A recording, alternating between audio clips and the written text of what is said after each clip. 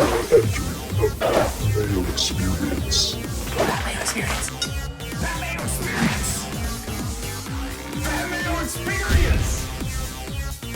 Experience. Welcome to the Pat Mayo Experience, the RBC Heritage Picks preview, bets, one and done, plus a complete Masters recap for everyone out there, because I know that's what people want to talk about. But first, before we get into all of that, remember to smash the like button, leave your DraftKings handle in the comments section, and tell me who your favorite play from beyond 30-1 is at the RBC Heritage this week. And I want to let everyone know that if you hit the description of the video or podcast or the comment section of the video, you can find the link to the Pat Mayo Experience DraftKings Open. Not quite as big as the Masters version because there's just not going to be that sort of interest, but the tournament is still in fine shape, back to $15 for this week, 3 max entry. Go join that now so we don't get made look ridiculous. There's a bunch of money guaranteed in the prize pool, so go check that out. It's the best tournament on DraftKings. Want to give a special shout out to Nick Benzer, who was the absolute big winner. There was a ton of good winners from the Masters, but he was the biggest one. He won the $444 tournament, good for $50K.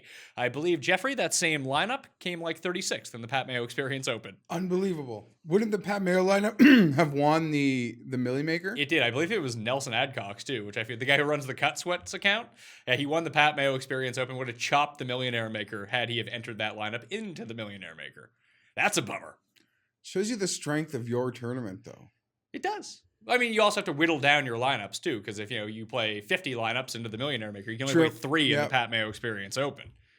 So, the flat payout structure, some people came like almost as good in my tournament as they did in the Millionaire Maker, and they won more money in my tournament because of the flat payouts. When there's not $1 million guaranteed for first prize, you're looking a lot better. Plus, I got a lot of people who tailed me on that to make the cut parlay. All of them. And a lot of people, some people won like huge money, won way more than I did. But I won, Paul won, the viewers out there won. So that was fantastic. We got the new table. If people didn't see the Cut Sweat show, I got to fill out the background again, work on the lighting, everything like that. But yeah, the table, it's sort of like in high school when the teacher like kind of adjusts your seat. And now I can't like cheat as well off your page to see what you might be like throwing at me. Perfect. That couldn't have worked out better then. We got rid of the patio furniture. We got a nice new table. It's a brand new season. Now that we're post-Masters, it's leading up to all the majors, now football season again. Crazy. Yeah, time flies. It's draft, it's schedule week. Like, it's so weird that just like hits us, but it's here too. I mean, eventually I got to take a vacation, so I feel like that's going to come within the next month or so. Didn't take it after the baby, so I feel like I got to take it now. Because I can't take it during football. That's no bueno. No, but so what? You think like after the draft? Maybe after the draft. Maybe after the PGA Championship. Come back. That's the long weekend in May. Yeah, so come back before like Canadian Open, U.S. Open, then we'll be all good to go. Some winners from last week. We gave away a ton of prizes for all the Masters coverage. Thank you, everyone, by the way, out there for leaving the iTunes reviews, liking the video, sharing it around. It really did help. It was the best Masters week I have ever had for the show. Obviously, the betting didn't turn out that great, although the cut parlay really did help. And it changed things. It put me in the positives, which was great because like even Finau making that putt on 18, Webb Simpson birdieing 18, and Molinari making his putt on 18, boxed out Patrick Cantlay from the top 8 each way, which would have been glorious. However, he ended up coming 9th, so that was no fun. But Oliver Wise, Joe Vaughn, Hay Fair, and Billy Ray 66 are the winners of 20 DK bucks. Hopefully that shows up into your account within the next 1 to 575 days. And you'll have an extra 20 DK. It's like, I don't know, Patriot Day in Boston or something like that. Yeah, I saw they got it's the marathon day. Yeah, so like 98% of the DraftKings office is out, so I can't get a hold of these people because they're out like, I don't know, drinking beer and watching the marathon, I guess. Extra days off. Everyone loves taking days off except for us, Jeff. Because we're here. We got to talk about the Masters. Floor is yours. I heard you don't even like Tiger Woods. That's what I heard. I heard you didn't root for him. You didn't think he could ever win again. That's what Twitter told me. That's a lie. That's what Twitter was saying. Maybe like 2 people who miss. The sad thing is people will assume because you don't like bet Tiger Woods that you didn't like love the moment or love Tiger Woods. When I'm pretty sure every show we always talk about how we kind of just want Tiger to win. Yeah, despite not being to bet him. Put it this way, there's no need to bet him because we win if he wins. I had the same, maybe a greater feeling almost different than when Willett won. Like of personal excitement and joy. And the great thing, well, not really the great thing is, Pat, but we started doing this show was probably almost his, like, arguably his darkest times. Right? I guess so. When he could, I mean, he didn't, at least, okay.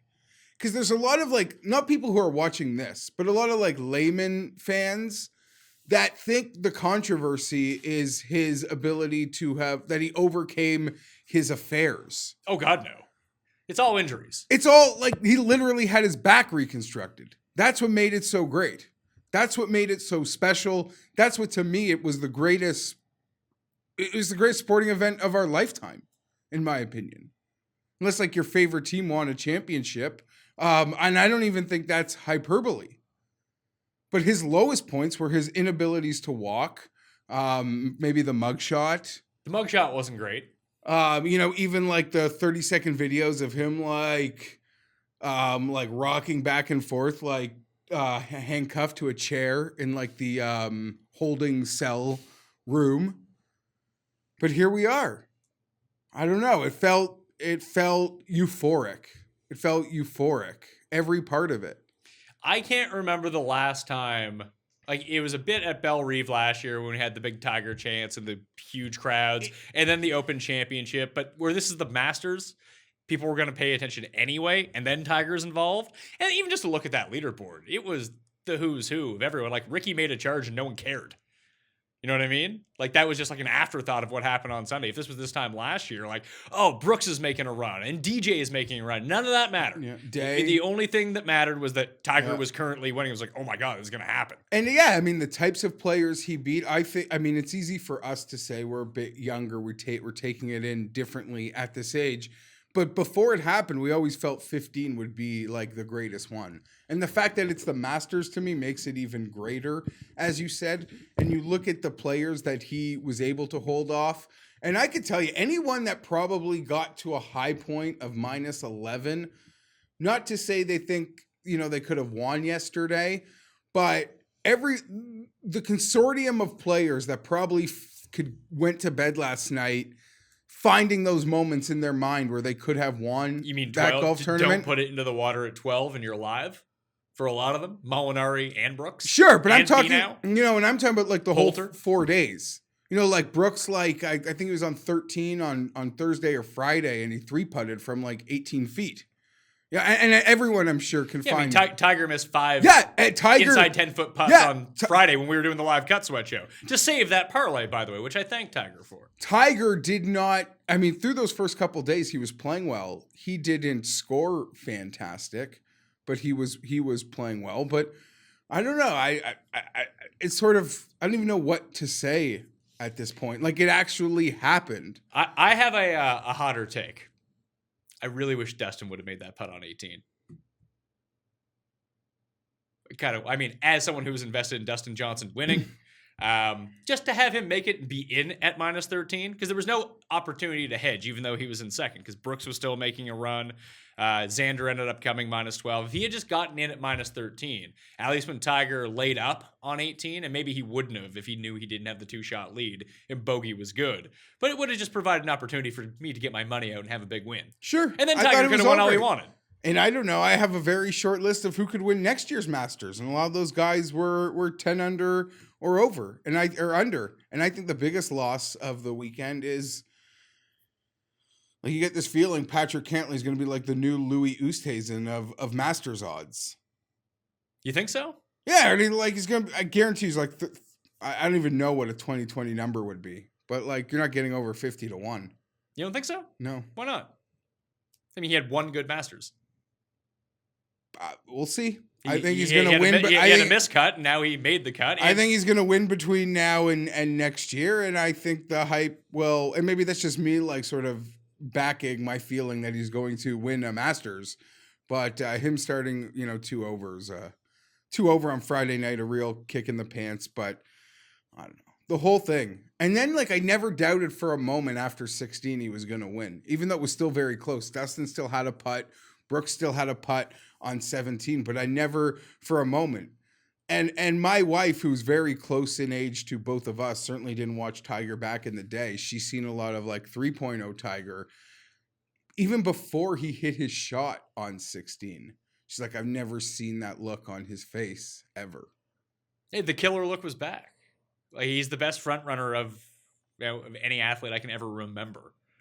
And finally get him back out in the lead. And it's funny because did he have any moments like this over the course of the last year besides at Eastlake where he was actually winning?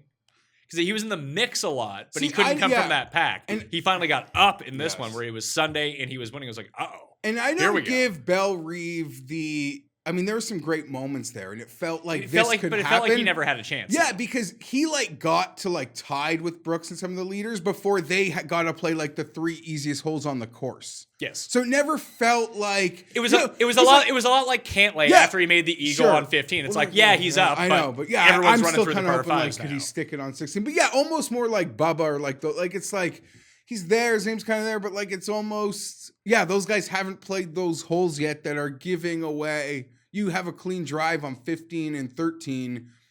You have 180 in to center greens, 2 putting for birdies. I don't know. Anyone that watches the Cut Sweat shows and see how I react to things I care about, that's the only way I know how to watch sports. That's why I had to pretty much retire being a hockey fan, because I didn't care enough about hockey and I couldn't allow myself to get invested into anything like that. But you see me watching the Cut Sweat show and the guys that I'm invested in, that's like me watching a Charger game. So don't watch Charger games with you. Yeah, I think you've watched one and it probably wasn't enjoyable. I just they lost and you walked out on your bill and I had to pay. You were too upset. Couldn't pay. Okay, sure. And I don't think I even go out to watch Charger games. So the concept of a bill didn't even No, they lost, you left. Thursday night game against Denver's fuck this, I'm out of here. And they almost came back, but I'm a pretty stoic type of person. Nothing really drives me. I don't get too emotional. I got kind of choked up when Tiger won. Yeah. Were you full out tears? Yeah, like I joked, and people who are long listeners of us, I didn't get naked, but I was crying. It was a nice moment. How long do you think they've been sitting on that Tiger and Earl Woods hug just to splice it together with him hugging his son? Since 2005? And then even on 17, I'm already thinking about the family hugs. That's already the forefront in my mind. Not him surviving the holes. Is I cannot wait to see him hug his kids. I don't know. It's so weird. It feels now what? Is this what the day after the Chargers winning the Super Bowl will feel like? It's now what do you do? You get your moment. Some of the thunder gets stolen by Game of Thrones 6 hours later. Speaking of thunder stealing, not to the full extent, but on Saturday morning, Pat, it's official. Stamp it in. Not only was this weekend going to be remembered in the history of golf as maybe one of the most historic ones ever, is also the date where there's been a current leading to this, but it was the day where I officially decided I love Phil Mickelson. Phil's drive up, although the move would have been just to hammer Kuchar in his head-to-head. Well, that's after he said it. Yeah. And people in retrospect. People were talking the other way. People were excited to hammer Phil. Nothing to do with, a matchup bet, but this guy's crushing the internet. It seems like he finally realized that everything that people always thought about Phil, all the worst parts of Phil, are actually quite endearing as an old man and on the internet. Yeah. And everyone's just now he's literally an empty nester and he's living his best life. He's got great calves. He's making fun of Matt Kuchar. It seems fantastic. He's giving people tips on their short game. Between him and Bubba's caddy, Ted Scott, they're essentially the closest thing we have in North America to the European Tour digital media team. Yeah, a little bit. So the Euro Tour even hired that guy who does the impressions. Yeah, sure. Good for him. Yeah, that guy's doing Bridgestone commercials. That guy is crushing it. But I also love the fact that Tiger, it's Phil. It's a silly internet video. But still, in the end, the weekend's over. Tiger upstages Phil. Tiger's keep your $100. Keep your stack of hundos, pal.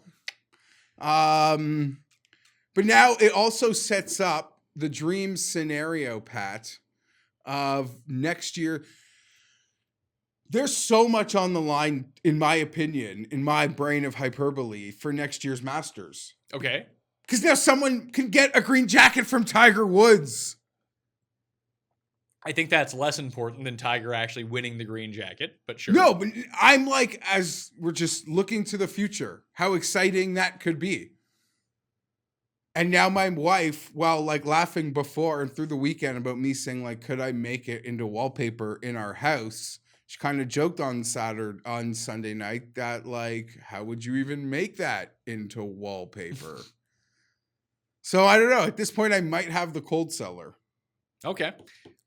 When Molinari dunked it, It felt we've been there before. but it felt like it was unraveling for him before that. Because all week he was just nails down the fairway, nails on the up and down, didn't matter. But then you see the shot tracker, just all of a sudden Molinari's in the woods. And he's getting rattled a little bit. Like Finau, no one really expected Finau to win. I wish he would have gotten more pub, though. It was weird to be playing with Tiger and as the third man in that group. He didn't get a ton of run, and this is where CBS and golf in general really should have capitalized on this, because we didn't see any Patrick Cantlay, and sure, like I think he was 4 under through 10 holes or 11 holes or something like that. We didn't really see him until he got to 13. He was actually like making a credible run. It would have been a good time to boost up some of these guys that no one knows who they are. They showed him like making his putts on 11. The holes Cantlay birdied were the hardest holes, and he could not make hay of all the. He finally made an eagle on 15. Yes, that was it. He did make an eagle. But he's on in the 15. he's in the woods on 13, chipping and missing putts. Like, oh, come on, man. we 5 bet and on 11, you. 5 and 11. This guy's like plays the weekend 4 under or something. Unfreaking believable. You're not wrong. Molinari, listen. I don't know if you had. He had the entire crowd. He had the entire viewing audience, and then Tim saying he couldn't lose. I don't really listen. I feel bad for him. I think he was like crying on 18T, or it might have been 17. Maybe he was just so happy, like No, the Tiger won. You saw it. You saw it. Hey, he's got his British Open. He's fine. Yeah, no, dude, he's more than fine. He's fantastic. It felt like through 3 days he didn't miss anything other since Kisner on 18 at match play. He made 2 fantastic pars on, I think, 4 and 5 on Saturday, and then he was unconscious. But do I feel bad that the guy who literally saved every single par, that every other fantastic golfer that was in the mix wasn't able to save at times, finally made a couple doubles? No, not at all. The Brooks Not at all. The Brooks in the water was the key. Well, then he bounced back with the eagle. He which was, did, but you expect Brooks to have an eagle opportunity on yeah, or at 13 least like and a 15. par at least on 15. Yeah, I mean at birdie. I mean, Here's the sneaky thing: if Brooks was able to putt at all week, he would have won by like 6 shots. He missed so many like 6-foot par putts, and then he would immediately bounce back with a birdie. But Tiger led, I believe, in strokes gained approach, but I guarantee you there was no one even close to Brooks in ball striking between off the tee and approach. He was just all over every single Tiger made everyone for the most part except Molinari till the back 9 made bogeys. But Tiger made a couple bogeys, but man, oh man, he made that by the time the par saves actually happened, they didn't seem as impressive as they were off the tee. Like, because he played the second and third shot so great that by the time we were at the par save, they didn't feel as, like, remarkable. I feel like it's the putt. Was it the putt on 9? The one coming down the hill that he put to, like, an inch? It was like, The greatest non-hold putt in your life? I thought it was going in. In your life? Have you ever seen a putt that wasn't hold that you... I mean, I'm sure there are bad beach ones that you remember, but yeah, what an insane putt. And Molinari's up and downs from 18 on Friday and Saturday to 1 on Sunday to even on set, like that where he was getting up and down from was incredible. It was nice to see that Dustin finally started making some 1 putts coming down the stretch instead of hitting every green in regulation to 30 feet and 2 putting for par. That was his entire week. Or he'd hit a green under regulation and 2 putt for birdie. Yeah, it was actually... That was his entire tournament. To me, 2 guys that stand out that didn't really play well, but were there. Dustin, number 1. I would argue Rahm being number 2. Yeah, Rahm ended up inside the top 10 again. The guy has a feel for the course. Like it's going to click for him Yeah. at some point. Like you say, Cantlay, Rahm seems far closer than Cantlay does. They're a bit of a different level. Sure, but you're going to say that phenom. Cantlay's going to win the Masters at some point. Oh, sure, but I also okay, fine, but I feel stronger about Rahm winning the Masters and Bryson winning a Masters. Well, it was great because Bryson not only he melted down, and Cust was in his glory, just making fun of Bryson the entire time. And then who should come out on Sunday morning and quickly get rid of the hole-in-one? Mr. Bryson himself. Then JT got his, where he was triggered as one Mr. Andrew Cust was with the split tees and threesomes. So I don't know if they would have got that in if they didn't do it. And frankly, I kind of liked it. I liked that they started early. I liked that it was over by like I like 3. that I got to watch it again. Yeah, it was fantastic. That's not how Jack Nicklaus did it, though, Jeff. Illegitimate Masters. Quote Tim Anderson. I Are want... you going to give him an asterisk? It's not even a real major win. It's like 14.5 for Tiger because they had to play split tees. I know it sounds like silly. I don't want to like overstate, but we started doing these. He was the afterthought. He wasn't even playing in the Masters the first 2 times we did this Masters preview Tiger show. Yeah. I mean, if we rewind to 1 week ago from today, I said that Phil at his odds was a better bet than Tiger. Apparently I was wrong, but Okay. Phil actually looked kind of good all week, Yeah, and then he started making doubles and Phil, classic Phil. I mean, being even the video, and everyone's making a big deal about his calves. He is like tight. His upper body now, like, dude, the guy can turn. And he's just trying to. You could tell he was just swinging for the moon and hoping to get as far as he could. Because it's so hard to find real trouble there. As easy as the only time you can find real trouble is if you put it in the water or you end up just lodged behind a tree. That's it. Because we saw it with Brooks a bunch, and even Tiger all the time. It was really to Brooks's game plan where he's just like, I'm just going to bomb and gouge this place, and if I get stuck in the woods, hopefully I have a shot. And most 95% of the time he did. Dustin got screwed on Saturday. Yeah, on the one right on behind, the 18th hole. I mean, there's the shot. Yeah, You lose by 1, you get stuck behind a tree on 18, make bogey, and that's it. like I said, there's to me about 7 or 8 guys that could find the 2 or 3 shots, I'm sure. But, you acknowledge if Tiger putted better in that 8 to 10 foot range, he, probably goes out like a 3-stroke lead on Sunday. But I don't know, like it all. Granted, we never had access to like his doctor reports, and we would like read the stories like he's home playing video games. But I don't care. When Zach Johnson won that British Open at how old? Like 44? I'm pretty sure Zach Johnson's younger than Tiger. I know he is, but how old was he when Tiger's only 43, so there's no way that in 2015 Zach Johnson 40, was 44. 42? He was in his 40s. Are you sure? He was in his 40s when he won that British Open. I didn't think he was. I thought he was late 30s. That's me. I'll look that up right now. Go ahead. It just gave me no doubts that Tiger, if he got on the course again, was going to come back and win. Zach Johnson's 43. He's exactly the same age as Tiger. Tiger, Poulter, and Zach Johnson are all Okay, the same so age. when he won that major, while was Tiger 39. was bedridden, it gave me, everyone's like, oh my God, great accomplishment, Zach Johnson. I think I went on the show next day and be like, I think this means Tiger's going to win a major. Or like, I think we could still do it, Pat. I think it means we could still do it. I thought that the weather would have to break for Tiger if he was going to win at somewhere like this, just because the Bombers have such a significant advantage. But all of a sudden, Tiger's hitting the ball as far as Tony Finau. It's easy to say, but I found like maybe for a couple of days, the guys were giving the course too much respect. And maybe the second you stop respecting it, You go into the water? You can get screwed. But the greens never seem to get speedy, like ever. And I granted there was a lot of moisture in them, even with the sub air. And it kept raining overnight. Yeah, there's only so much that they can do, but we never got those greens. I don't know, the treacherous like 4-footers. I don't think we really saw them like we normally do. Trying to think of who missed a really, really short putt. I can't really remember one. Brooks, I think, missed a 1-footer, I want to say, Did early he? in the tournament. Yeah. Yeah. I spent on Sunday just like running back. Like there was a bunch of missed like 6-footers. Yeah. Finau had a bunch of problems on the greens on But Sunday. Finau also like had his greatest putting, like hit every 10, 12-footer on Saturday. Yeah. I had a buddy, one of my really good buddies I watched Saturday with. He had a pre-tournament outright molly. And on Saturday morning, he bet an each-way Finau at 80-1. Nice bet. Great bet. We're seeing their Saturdays like unfolding. Finau's playing great. He's doing everything you want him to do. He's like essentially having the Saturday Ricky had a year ago. And then it like got too good. Where you're like, oh my, like This is gonna unravel now it's tomorrow. like, and he's like, if it was someone who I didn't bet on, I would know this guy is like screwed tomorrow. So the day ends, and he's like feeling pretty good because granted, you have your doubts if Finau can actually finish. You pick him up at 80-1. You're like, that's a move. But I'm like, dude, you're fucked.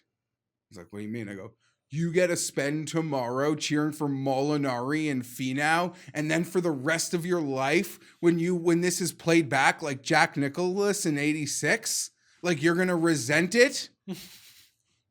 Like you're screwed, and there's no way out because you can't like pick one guy to like. You can't live bet Tiger. You can't live bet Brooks. You don't know Ricky or Dustin or somebody can come from the move. Webb Simpson, Day and Bubba got back into it. Ricky got back into it. Cantley got back into it. Xander, Rom just lingered the entire time without ever making a move. What killed Xander? The 15th hole. Saturday goes in the water. Sunday can't make. You know what killed Xander was just making too many fucking bogeys all the time. He made a ton of birdies, but he just kept giving them all back. I assume him and Brooks made the most birdies of anyone by far. Maybe I'm wrong on that. It just felt that way, that every time that you looked, Xander and Brooks were putting for birdie or they were missing par putts from like 3 feet. I think Spieth made a lot of total birdies. Did he? Probably. Spieth, best finish of the year, T21. It could be live this week when we finally get to with all the intensive research we've done for RBC Heritage. I don't know if I am. All the best players in the world have really taken a lot of the fun out of RBC Heritage. I'm not going to lie to you. This was better when there was like 3 good players and just a bunch of scrubs. That's when I enjoyed Heritage. You got anything else on the Masters, though? I don't. Did you see the ratings? Because I haven't yet. I assume they're great. No. One thing I want to say. Okay. My personal belief, yes, I'm a fanboy. But I feel this is the greatest comeback in the history of sport. It is the greatest win in the history of sport. And I feel like this might be really silly, Pat, but in 2019, I don't know. I don't want to give him a free pass for his infidelity because that is horrible. But I do believe he was like put in a world where he was never comfortable. Like he never had his like ability to just be young, wild, and free. And corporations or his family pressures or societal norms had him like get married and be someone he wasn't supposed to. Let's not give Tiger a pass for that. That's absolutely false. He made his choices. I agree he fucked up. But I just mean he only knew what he knew. His father was a serial cheater, a serial philanderer, and he never had his time to be. Well, granted, he was winning majors. Yeah. Ricky's like spending his 20s and 30s like dating like a bunch of different girls. Tiger was just winning in the Masters by 15 strokes. But I don't know. He never had a chance to like be someone. Yeah, there's absolutely no excuse for that. He's not a child star. He was a child star. He was like 18 when he broke onto the scene and won the Masters. He was what, 21 when he did I'm that? just saying he never had a life. And now it feels so happy that he's finally out of his own personal way. And just before, because I have to ask you this: do you have an opinion on? Like, do we have to go up a new level in like the trajectory? Like, are we at a 4.0 now because we've won a major, or is this like, can we revert him back to 1.0? But he'll never. I can't even follow where you're going with this on your points and 0.25s and 0.75s. It's actually incredibly simple. Okay. I'll be very quick. Okay. 1.0 is the greatest player we ever experienced, we ever saw. He dominated. 1.0 ended when he backed into the fire hydrant getting chased out of his house with a wedge or an iron. 2.0 to me is the player that returned. Like player of the year, 2013. Player of the year, couldn't win majors, but it was 5 or 6 wins. He won the Players. He won Bay Hill. You just won a bunch of. He won all the the tournaments he used to win. Yeah, the typical. It was probably when he hit like the flag stick and had that weird drop incident at the Masters. To me, that was like 2.0. And then there was like the death, then we got to the broken down, bedridden guy. And 3.0 was the return, the guy that was smiling, happy, that was out there in his new role of, I'm not sure where my career is, but I know I'm like a USA like golf, like Ryder Cup captain, assistant captain, President's Cup captain. And I've now spent my time injured, like giving advice to these, younger players, Rory, Justin, Jason, all these guys. But the round ends and I'm taking pictures with you, your mom, and your girlfriend, and everyone's smiling. That was like 3.0. Sure, but and then he went on to win the Tour Championship. Yeah, now he's won the Masters. He's still that guy. I mean, even Bubba lined up to like hang out with Tiger after winning. Everyone was real fired up that he won. Because listen, I'm fired up because more people are going to watch this show. Oh, I was thinking like this is great for anyone involved with golf. This is great for They all know it's like an extra $2 million for them just in ads. No, this is great for this little niche pocket that you have put yourself into and that many people enjoy. It's great for everybody. We're at the bottom of the trickle down of it all. But still, it is a trickle. I mean, it's the greatest thing for everybody. That's why I was concerned about, we saw the void when Tiger left the first time. That it took them a while to build new stars on tour. Because for a while after Tiger left, it was just basically like Phil and Rory. And then Jordan Spieth won a bunch, and then Jordan Spieth became a guy. And that's probably where Ricky became so... It is, yeah. Like Ricky put on a pedestal unfairly. Well, Ricky just became a guy who wore like neon clothing, so he was someone who was like very recognizable. And he got put on the video when they're like post-scandal, when the video game still existed, they had to put Tiger on the cover with other young players. Yeah. So this was a good opportunity, at least at the Masters this time around, to elevate some new people. And I feel like they missed the boat on that a little bit. They really could have used like... How? By showing more, like, again... Just show us some more fucking shots. Show us other people in contention. Nothing else registers. But how do we know that? Just because you do the same thing and it doesn't work over and over, why do you continue to do the same thing? We still get our shots of Tiger walking down, but even on, what was it? When we were watching the cut sweat, when we were doing the cut sweats on Friday, was Tiger? Yeah, Tiger was still on the course, and we were watching Tiger walk down 18. Who was it who was still in the group out behind them? I believe it was Ricky and Rory. Yeah, and we didn't get to see any of their shots. Like, come on. Okay. Like, that's not helping. We don't need to follow Tiger walking down the fairway for 3.5 minutes doing nothing. Yeah, sure. We can cut back to that. I'm the guy at the match play that, like, because he's playing Rory, he's like, well, can you at least, like, let me see what the other, like, matches are happening? So you paint yourself into a corner being like, hey, we're only ever going to show you this Tiger thing so that if you do cut away, people get upset that you're not showing Tiger because you're cutting away to people like, I don't care about these people because you haven't allowed them to care about them because you never fucking show them.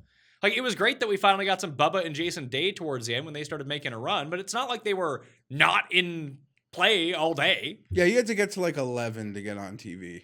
10. So I don't think you saw Cantley till he hit his like birdie on 11. That's what I'm saying. To get to like 10. But he was like -4 at that point on the day. Yeah. And he had the round of the day yesterday along with Finau and Webb Simpson. I thought that was strange. It was a good opportunity to build up some new people like the Finaus, like the Cantlays. And we saw Finau, but it was just how I wanted, and I'm saying spend extra time on Tiger, especially because he's Tiger, he's winning. That's why people are tuning in. That's great. But like we get to 3 seconds with Finau, 5.5 minutes with Tiger. Even Molinari got kind of brushed aside the moment. Like he still had a chance to come back. He didn't. It was the same as Brooks. Like Brooks was the one I was sweating the most in terms of Tiger. Even though he made the double bogey. Once he makes eagle. I still thought that, he's got these par fives. It's still Brooks. Every time that he's made bogey all week, he's instantly followed it back up with a birdie. Now he was very cursed, so that really worked against him. And Tim's reverse curse of Tiger really helped, I feel. I don't know. I thought they did a pretty decent job, but maybe I was in the like blinders. You are. You just care about maybe Tiger. I just had the blinders on yesterday. I just wanted to see him like walk. Seeing him standing in the tee box chewing gum. See, that's great. Fascinated me. And maybe that's what you want to see. But what happens when Tiger isn't in contention? Now no one gives a shit. You're right, nobody. But I'm also not that guy. I'm the guy that watches like the Sanderson. So Agreed. You're right. I'm not a fair, the fair ass. Like, did we see any Rom? Some eagle 8. Okay. Was it 8? Yeah, and then I saw him miss his eagle putt on 15. But like he lurked all day. Dustin lurked all day, and he started going on that Charles-esque birdie run. He needed the one more to get there. So I was like 3 inches away from like a full hedge, which would have been glorious. But I don't know, nothing on the front. Like we saw maybe like 2 putts. So that sucks. Like even Poulter and Kuchar we didn't see a bunch of. And Kuch started making a run too. Yeah, I don't know. You saw a lot of those, just Xander, Brooks. But even Xander we didn't really see unless he was putting for birdie. It wasn't like, hey, here's Xander's tee shot. Hey, here's Xander's approach. It's like, oh yeah, Xander has 17 feet for birdie. Let's see if he makes it. Yeah, I don't know. They struggle to begin with, let alone Tiger at the Masters. But again, I guess I was so like out of it in terms of that other stuff.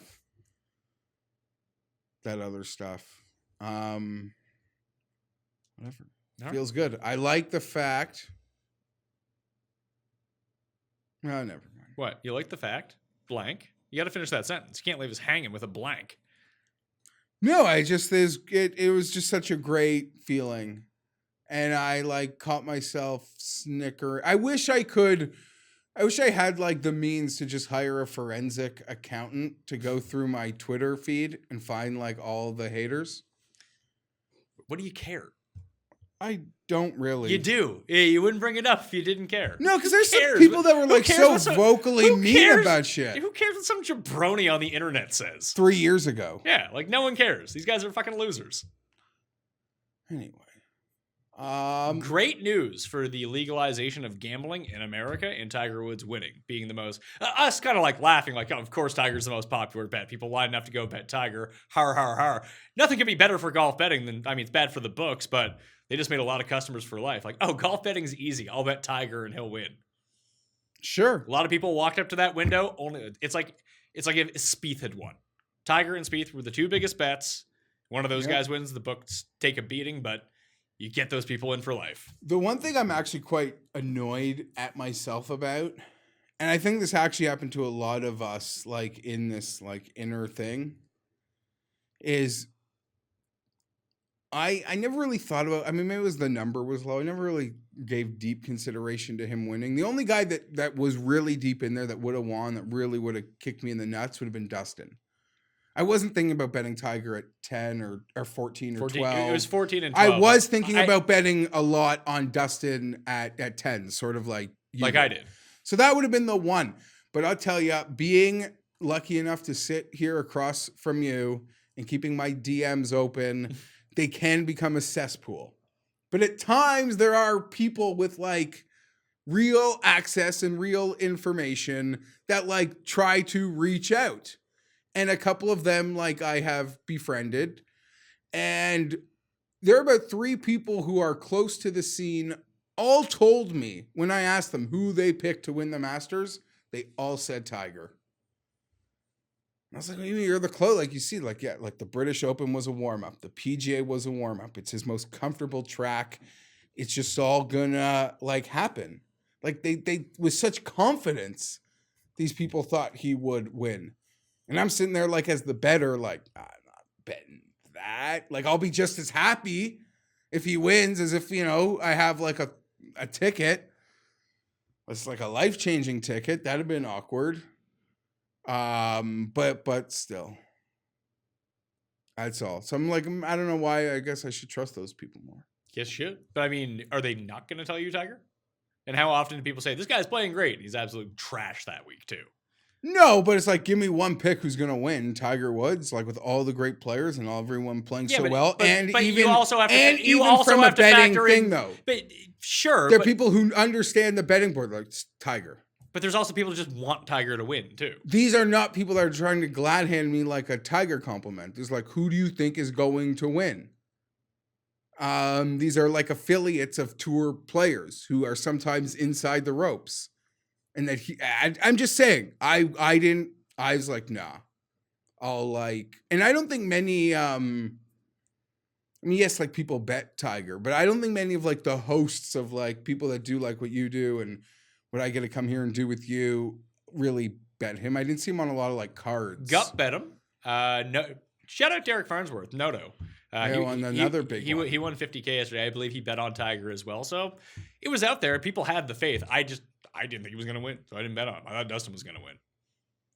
And like we said, it's funny because when we did the show, I bet Dustin. I said it was between betting Molinari and Rom for the same amount of money that I'd have to put on Dustin to make it work. So I passed on Rom and Molinari. Then you bet Rom. So we kind of concluded that it was definitely Molinari who was going to win. He almost did. Good for him, though, for showing up. Just a different player. Oh, completely. And then he got fucking pine-coned, which... Whatever. He finished at 11. Minus 11. Isn't it that pine cone? It's a completely different story on 15. If he doesn't put it in the water on 15, it's a different tournament. Because he probably makes birdie. Or par, even. He's still laying up. There's no guarantee you're making par from that a birdie from that layup. Xander had to lay up there. Okay, make par then. Don't make double. Yeah, he's still in it. And then he's tied for the lead. Then he went to the next tee with tears in his eyes.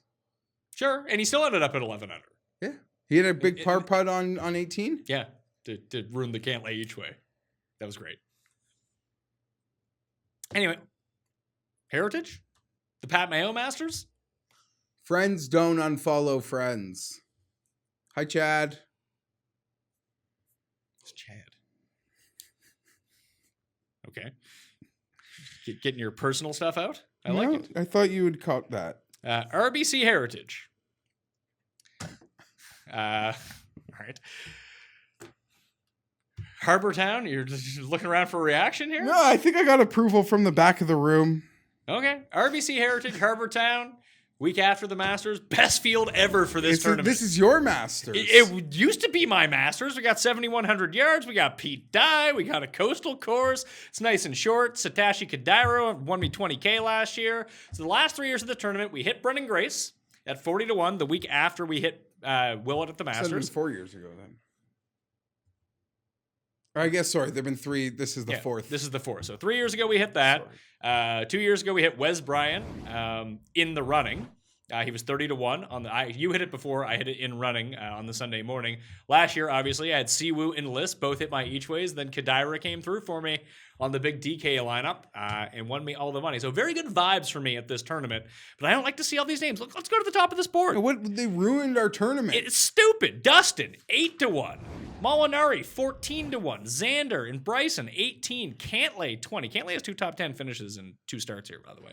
Kuchar 22. Spieth 22. Webb 25. Tommy 25. Kisner 25. Give me a fucking break. This is where Russell Henley's supposed to be 20-1, man. Where are my long shots at? The long shots are supposed to be live because the people who play the Masters aren't supposed to care. This could be the best or the worst.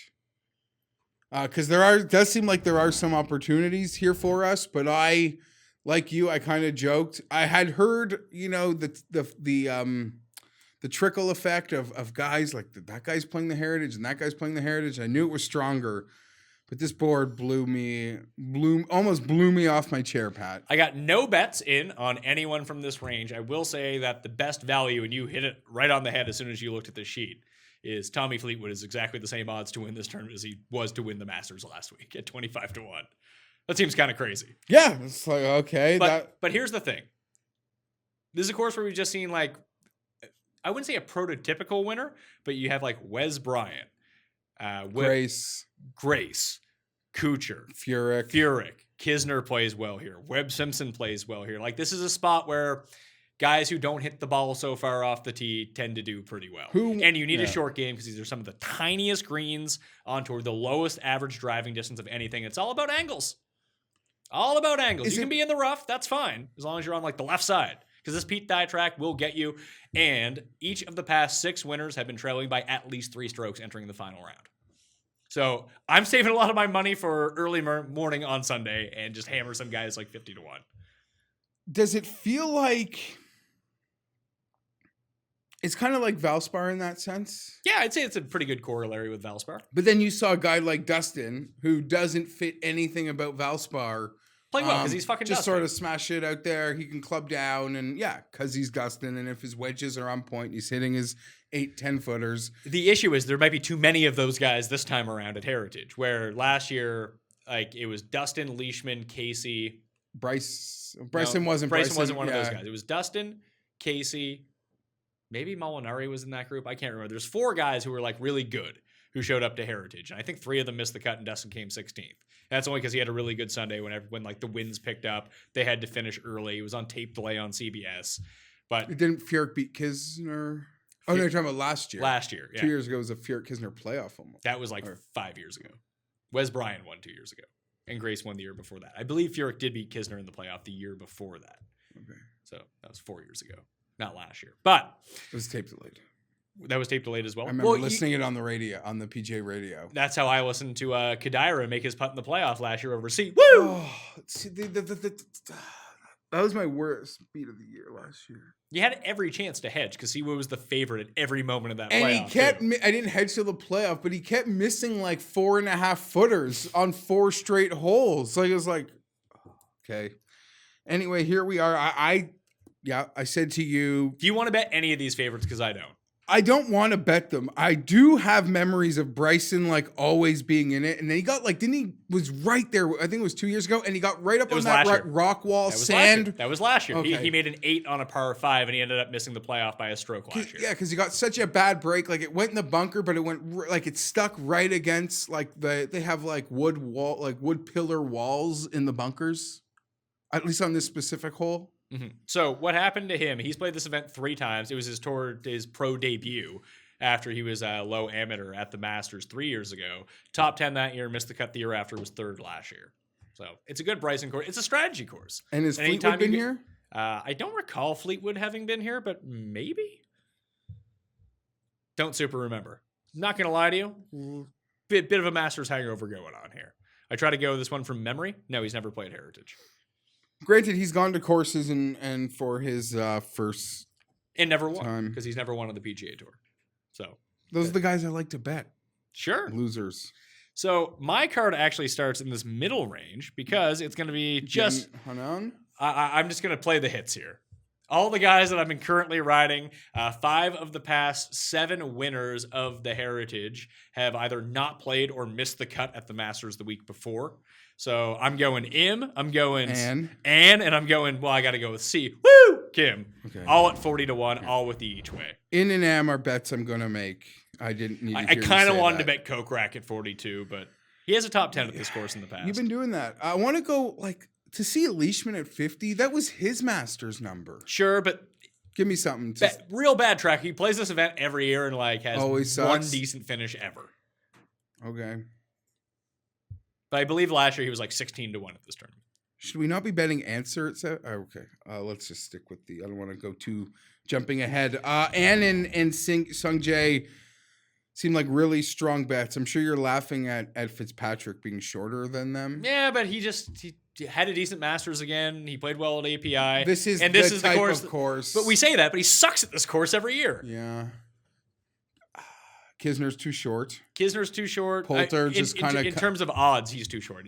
Obviously, distance doesn't matter if we throw that out there. Furyk was the one that kind of jumped out. He's won this tournament twice, got the week off. He's playing awesome.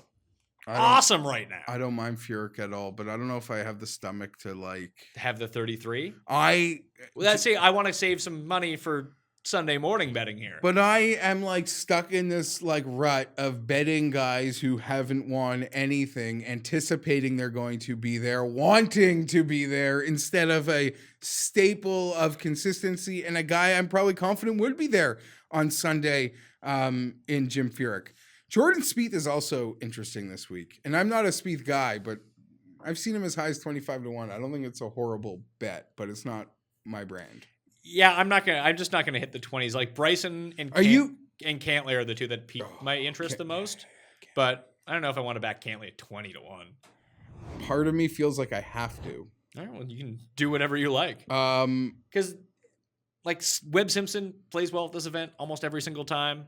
Poulter tends to show up here every single time. Are you trying to not, are you going to go out of your way to not bet anyone who played last week? Basically, yeah.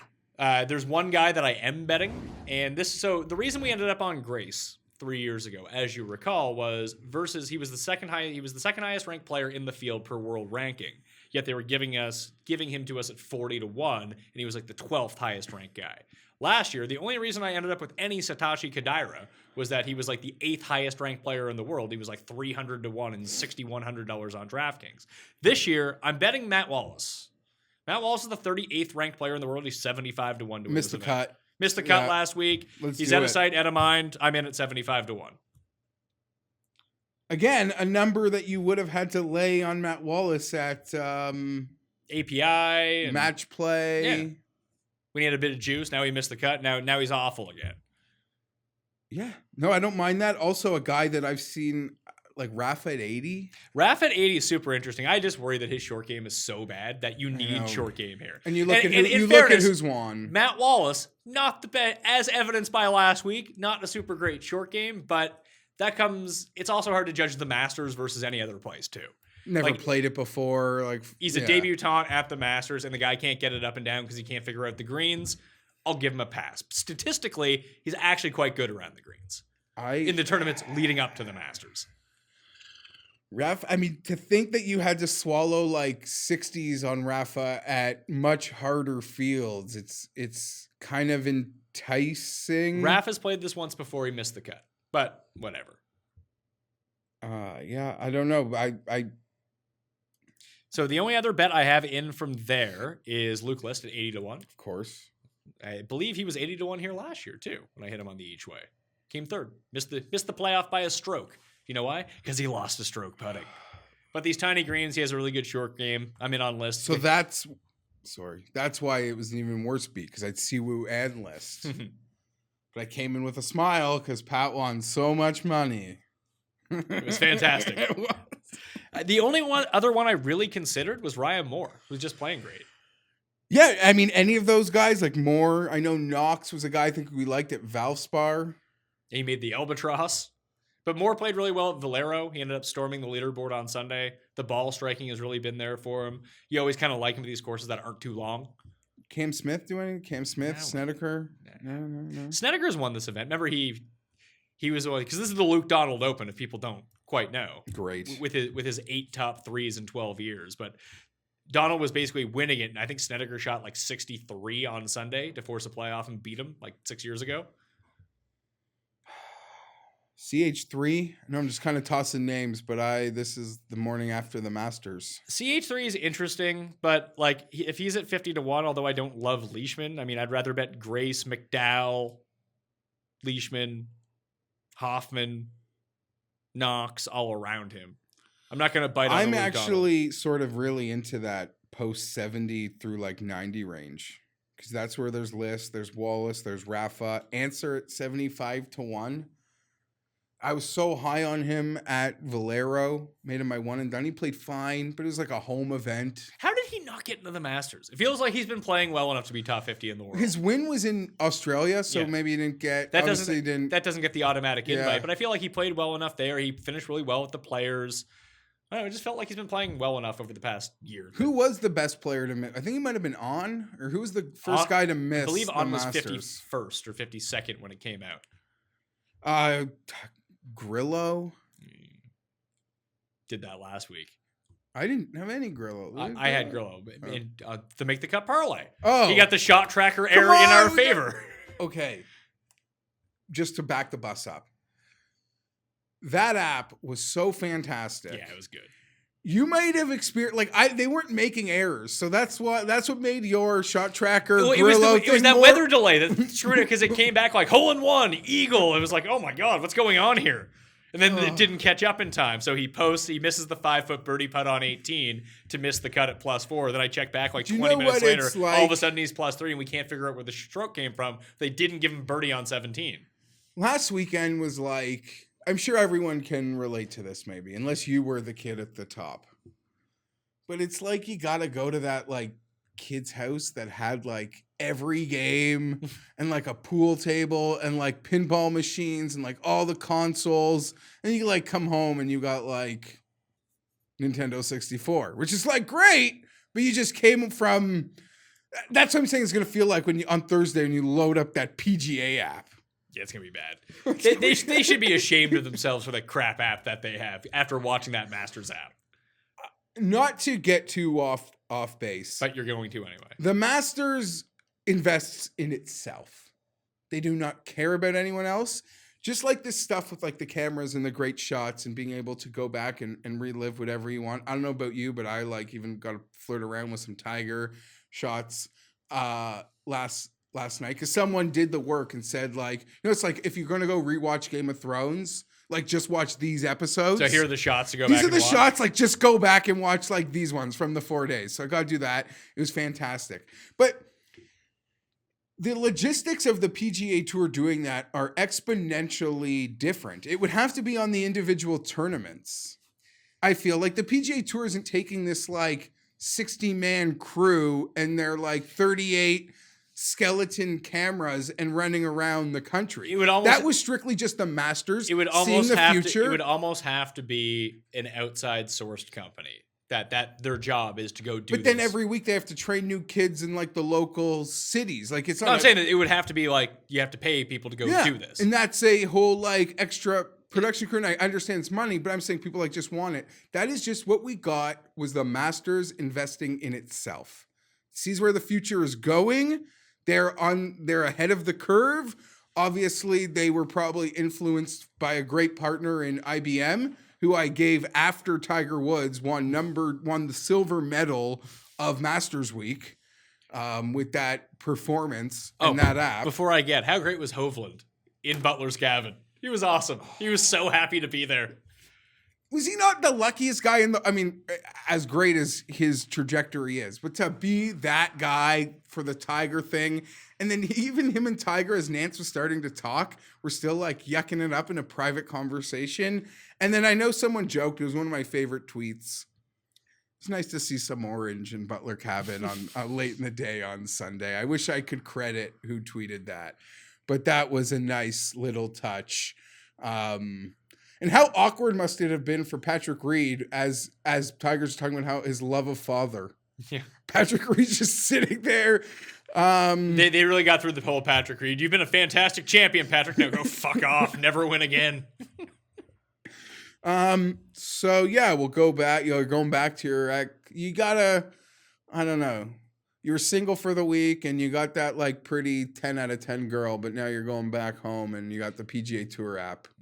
Well, the way that I look at it is that after winning the big money at Heritage last year, you can have your 10 out of 10 or you can have 5 2s. It all equals 10 in the long run. There it is, bud. And I love this, like to watch this course, the lighthouse in the background. I love this course so special. much. Is it like Kuchar's the horse here, right? Yeah, Kuchar, Furyk, those sorts of guys. And Kisner. Yeah. But they also come and play every year too. Webb. I'm going to just blindly. Shucks. I say that, but I am tempted by Cantley. But I can't play anybody who was really in the thick of it. Long shots at the Heritage. I got one. Danny Willett, 150 to 1. Driving means less here, and that's really where he's been poor so far this year. The irons have been great. I think he's been positive in the irons for 8 consecutive events. Just get it up and down a little bit. Dial in some irons. 150 with that each way. Seems pretty good to me. Okay. Not a big card for me, tell you the truth. Let me just run a couple guys by you. Austin Cook is somewhat interesting too at 140 to 1. I have to ask, but it can't be as like scoffed away as a month ago. But Oliver Schneider-Jans? He has like a third here before. I mean, he's not going to get my money, but he can get all your money. At 90 to 1 with his form, it kind of... What form are you talking about? How's he been playing? What do you mean? How do you think he's been playing? In your mind, he's won 5 events the past month? Like, no. How do you think he's in my actually mind, doing? he showed up at the Players and he had a great weekend run at the next one. So he's not getting in. He was 36th at Valero, missed the cut at Valspar, 16th at the Players, missed the cut at API, missed the cut at Honda. 49th in Puerto Rico, missed the cut at Genesis. You're going too far back. He's fucking fantastic, though. Yeah, he's great. See, he's on a real hot run. His last 3 tournaments are signs. His last 3 tournaments where he came 36th, missed the cut, and came 16th. You want to bet him? That's for you. 90 to 1 is not a terrible number, but come on now. This was the tournament. I don't know why. This is the tournament where you first bet him, and he was like, "I can never bet Ollie again because the guy can't make a fucking 3-foot putt." Remember? It was that Graham Dillette year. I had Duffner, you had Dillette, and Wes Bryan stormed everyone. I had Wes Bryan. Then he went to Taco Bell. What happened to Wes Bryan? He's not even in the tournament this year. Okay, fine. I was surprised at how negative you were. You were nicer to Ollie when he was actually playing much worse. When I would bring him up, so I'm surprised at how that one got you. Denny McCarthy late add to the field. He just got in because Louis pulled out. Louis was supposed to be in this too. Would have been a good tournament for Louis, I think. Now that he's putting and chipping like a savant, He this was is the type of place where you want to be. I think what was it, Valspar or Valero, where he kind of Valspar. showed up a little bit. Valspar, he came like third. Are we just overlooking Noren at 90? I just don't. I mean, he made the cut, right, and had the worst. Him and JB Holmes, I think, finished. Poor JB, man. JB was kind of like in it until he wasn't. He just, when everyone started going low, he went the other way. I didn't like it. Guys that like were sort of, before Masters season sort of came into full bloom, were kind of showing decent life. Stallings, Poston. Yeah, I'm off those guys here. If they're kind of Dahmen. if they're like 3 or 4 back on Sunday, maybe. Is the Dahmen like people don't love like? There was I such don't know if people love him or not. It's no, Monday I mean morning. there was such a like affinity for this guy out of I want to say the players. Sure. I mean, I always feel like he's a better DraftKings play than anyone. Like Shank and Mackenzie Hughes. They're all playing well, but this isn't the same sort of heritage field that we normally get. What about Varner at 160? I mean, I bet this loser every week and he never fucking wins. So what do you want me to do? Well, he's 116-1. That's great. If you bet someone at 161, they don't win. They still don't win. There are 2 guys I want to ask you about, but I'm scared. Who? Is it Peter Uline? No. But just, it's in that row. They're all in that row and just go lower. Well, how many guys at 225 to 1 are you realistically going to bet? 0? Correct. So, but these guys what's are it matter? shorter. These guys are shorter. Okay, hit me. Chesson Hadley. That was one of them. Okay, next. Because driving isn't important. He drives the ball okay. No, I'm not talking about Chesson. He can't chip. You've already given your opinion on Chesson. You said next. Because driving seems to be relegated to the back end here. 110-1. Bo Hostler.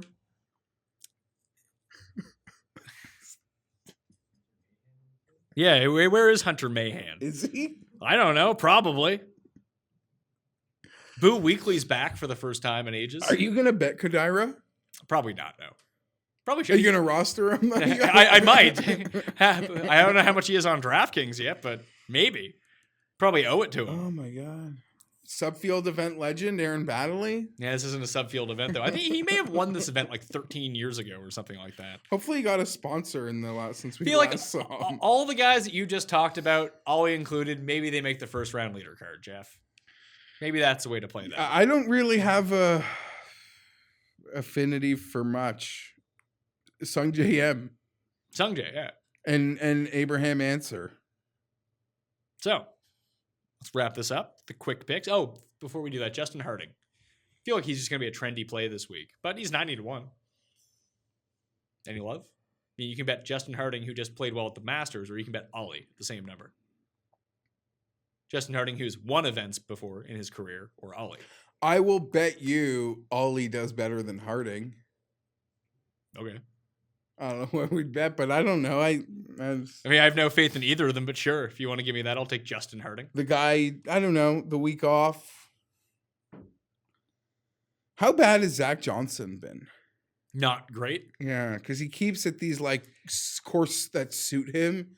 I keep seeing him at 80-1. I'm not willing to play him, but he should be better. Luke Donald's getting such the course history bump here. He had like a few decent days at Valspar, and now all of a sudden he's 66-1. Or Streelman off his like 8 straight birdies. Yeah, that only happens like twice a year, though, is the problem. Once every 3 years. We can go back to, remember when Michael Thompson was fire? He's 150-1. This is more of a Michael Thompson course. Thompson, who was I?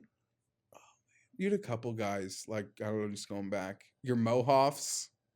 I'm Morgan Hoffman. And your Will McKenzie's. I feel like that guy just sustained way too many injuries. I just named a couple, and I think they're both Sooners. Or not Sooners, Cowboys. Victor Hovland, next one up. He should be better. I know the course doesn't really suit him per se, but Mitchell at 90-1 still feels like a disrespectful number. It does. I feel like we were on Mitchell here last year.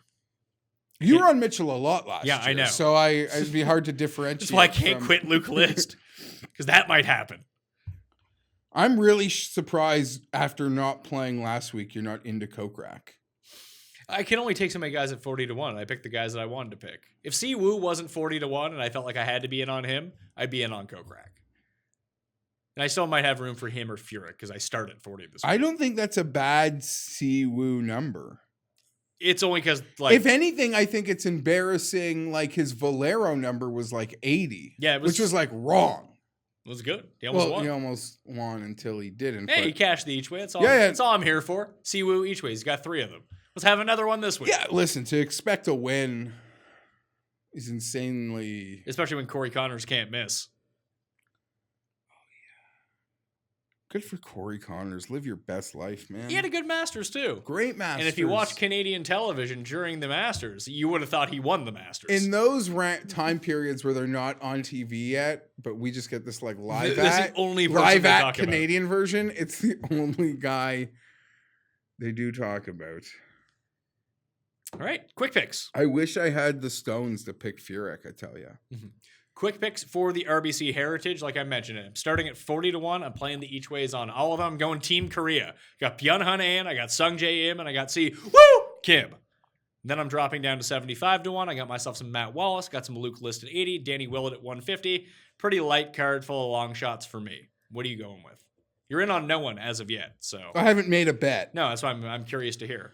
Im and An seem like easy. Mhm. If I do want to go to the top, I just feel like part of me, feel like I might be too much of a mental midget to stay away from Cantley this week after being so high on him last week and getting that great weekend.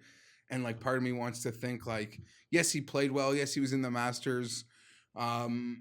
When he got to 16T, do you think he knew he was in the lead? I believe so, yeah. I think the leaderboards had updated and everything, or someone like tells you. Yeah, probably. Anyways, I can't commit to the top, but at the back here, Wallace, Rafa, and Answer, all in that 75-80 range, seem very tempting. I don't mind that at all. I like that, actually. M on Wallace, Rafa, Answer, and there was, And play Willett, too. 150? I listed 80. Again, I will go to the wall with this. I wish the field was not as strong. Like I wish if he gets there Sunday. Although last year he couldn't track down Kadira. No one could. Kadira started like way earlier than that. He was 6 shots Was back. he like chipping things? He made every putt. And then he just posted, and the leaders came back. And then 'Cause see, we missed every Poulter putt. was winning after 3 rounds last year. He shot like 75 or 76 on Sunday. The conditions were horrible on Sunday. But again, like I said, the past 6 winners have all come from at least 3 shots back on Sunday. So wait for Sunday to maybe bet one of these guys. I want to ask one more guy then. So the guys I'm just kind of cleaning it up with, Furyk, Poulter, and Kokrak are kind of on the radar. I kind of want to go to Bryson, but I won't. Does Russell Henley at 110 do anything, having not played the Masters? I mean, I got no feel for him. I guess you'd rather bet him down 4 on Sunday. Yeah. Because he'll probably still be at 80 Yeah. to see if he's still in it. Okay, Right, yeah, one- I think that's it. Oh, one and done. Everyone did well. You and Tim came out a bit ahead of me. Yeah, Cust and I both had T2s. He had Brooks. I had Dustin. You had Cantlay, who was 9th. Pretty good week. Those two Cantley, I'm forgetting that, I don't think he would have won because he would have had to make another birdie. Or not make bogeys on 16 and 17. That cost me from like really getting all my DraftKings money back were his late Me too. bogeys. But those Eagles, man, you make it those Eagles. Like that's when I started making money. And like Rom and Cantley made Eagles. Having the Bryson hole-in-one helped me a little bit, and the Justin Thomas hole-in-one. But one and done, Tim is picking Bryson. I'm going to pick Sung Jae. Sung Jae is my pick. I've kind of circled this event for him all year that I like Sung Jae Im here. So he's my one and done pick. You can't use Cantlay. Used him last week. I'll just go, I'll pivot off you and say Byung-hun An. All right. How many guys are going to be chewing gum? Apparently it's a new thing to do. Got to be chewing gum. Because Phil's been doing it too. Well, did Phil really do CBD oil halfway through the round? I don't get, what is... Isn't it like marijuana extract? Okay, yeah, and everyone's like, so it's a joke when everyone, because I don't even know what it meant, and I'm like, Well, it's supposed to help like arthritis. because everyone, I tweeted like, have we determined which gum Tiger's operating with? And like 8 people responded like CBD gum, and I assumed that for a moment they were being real, but they can't be, right? I suppose it could be. I have no idea. Well, can't you get suspended for that though? I don't know. Wasn't VJ doing like deer antler spray? Yeah, but didn't Garrigus just get suspended? Yeah, he was like burning tree in the woods like during the round. I don't know. I don't know what he was up to. Could be just Phil like, as a part of his new thing. He's just messing with people. I'm very Even curious. in like the double take. Like, is anyone around? Knowing that everyone is around. I'm curious to know what gum Tiger's chewing. You think he's angling for like an Excel sponsorship? No, I don't think he needs anything. But I don't know. I don't know if it's like some real special like Wonka never-ending flavor gum that like he gets like special, or it's just like off the market, convenient 7-Eleven Big Red sticks. But I'm actually curious. That's how weird I am. Do you chew a lot of gum? Do you? No, I'm just curious. Would you start chewing gum because Tiger chews gum? If I had to buy a pack of gum tomorrow, I would probably buy the gum that Tiger was chewing. So I see the advertising works on you. Sure. You're why these guys get paid the big bucks. I guess so. I'm the guy that would pay when they're trying to figure out that market price to get enough people to purchase the future of being able to watch every player, every hole. I'm the guy that would pay like 20 times more than what they'll settle on. Yes. That's not the person you should be going after. It's the Yeah, what is the maximum people will pay that for this? median number that can get us to X dollars where they're happy with what that profit margin will be. But like you say, sir, we're finished. It was everyone wins. Yeah, everyone comes out on top with Tiger. Now it's like now you're just like at the bottom of the trickle down, like as waiting for the Pat Mayo experience to Get called up to the biggest of all big leagues. It'll be Brandel Shamley, then me and you coming on after on Golf Channel, and they won't. People watching the Golf Channel will not know what fucking hit them. I don't think they're ready for that. We'll start getting the questions again of like, what does like plus 150 mean? Yeah. Then we'll laugh them out of the room. As long as we don't continue, as long as we never stop making fun of the audience who watches us, I think we're good. We're at the end. Mm-hmm. Did you happen to catch Kenny Kim's Twitter on Saturday night? In the pace car. That's awesome. Okay. I was in love with his whole feed. Those guys from Monster like wanted to take care of us at a NASCAR race, but they're all so far. Yeah, it's NASCAR. I don't mind NASCAR. And the problem is the close race, the Michigan race, is US Open weekend. I mean, put it this way. There's a golf tournament that used to happen, 40 minutes from my house that I never went to? A PGA event? Just because I'd just rather watch it on TV. I don't like leaving my house. Okay, fair. I like to go and do true. certain things that I like to go do in the city. I like to go attend some sort of weird festival, some sort of art gallery, go and have a fancy dinner. You go to like some Twin Peaks, art. Exactly. That's what whatever you call. That's more my speed. Those some nights. sort of weird interpretive Twin Peaks dance party. I'm in on that. I just feel like when you go to one of these things, you got to go for the day and I don't know. I'd rather go somewhere, I guess, to go do it. Yeah, because I don't want to. Makes sense. And a lot of it has to do with I just don't want to go to Glen Abbey. Not that I have to anymore. Well, this year will be Hamilton. I'm definitely not going to Hamilton. That's about a half hour farther, so I assure you you're not going this year. I once drove past Hamilton. It looked very unappealing. In the car, it's an unappealing place. I'm sure it's pretty to drive through. I mean, the three people I know from Hamilton, if they're any representation of Hamilton, not a place for Pat Mayo. This seems kind of low. Good place for Cuss. That's where Cuss should move. Hamilton. Anyway, Geoff Fienberg. Follow him on Twitter at @GFienberg. Did I give my one and done, or I just spoke a lot? You said Bian Hanan. Okay, good. And Tim went with Bryson. Mm-hmm. He's like got this weird thing with Bryson. I guess so. He hates Bryson. Off the air, Cam Champ, 125-1. He's back from injury. He withdrew from the players. Boo Weekly is also back from injury, too. Won this event twice, back-to-back years, 2007, 2008. He had 2 surgeries for tendinitis in his elbow, I believe. I like Boo Weekly. Good ball striker. Anyway, that will do it on the Pat Mayo Experience. Remember to join the Pat Mayo Experience Listeners DraftKings League. The link is in the description. Hammer. Smash the like button for the episode. Leave your DraftKings handle in the comment section. Tell me your favorite player from beyond 30-1 you might think about laying down some cash on this week. Clearly for me, it is Sung Jae Im.